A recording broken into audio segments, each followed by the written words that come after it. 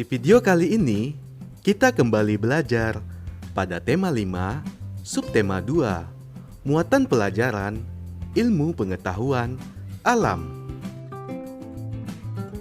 Pemantulan cahaya.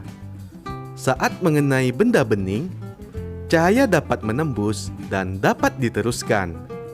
Namun, jika cahaya mengenai benda gelap, cahaya akan dipantulkan kembali. Pantulan cahaya dari suatu benda masuk ke dalam mata, sehingga kita dapat melihat benda tersebut. Berikut ini adalah macam-macam pemantulan cahaya. 1. Pemantulan cahaya teratur. Pemantulan cahaya teratur terjadi ketika cahaya mengenai benda yang memiliki permukaan rata. Contohnya, cermin datar dan permukaan air yang tenang.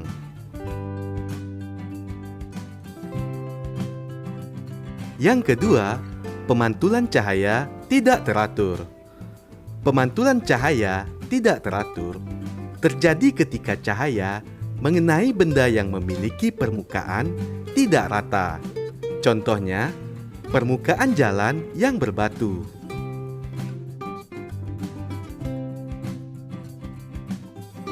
Ayo perhatikan contoh pemantulan cahaya teratur ini. Pemantulan teratur pada cermin.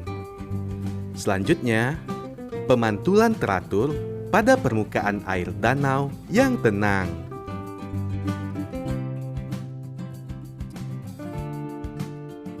Contoh pemantulan cahaya tidak teratur. Pemantulan tidak teratur pada permukaan air yang bergelombang.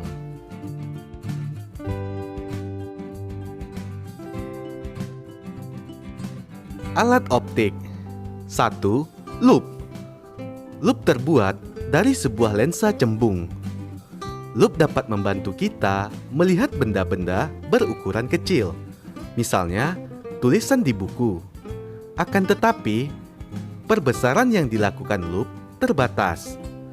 Dalam memperbesar suatu benda, lup menerapkan salah satu sifat cahaya, yaitu dapat dibiaskan. Benda yang dilihat dengan bantuan lup akan tampak lebih besar. 2. Kacamata. Lensa kacamata terbuat dari lensa cekung atau cembung.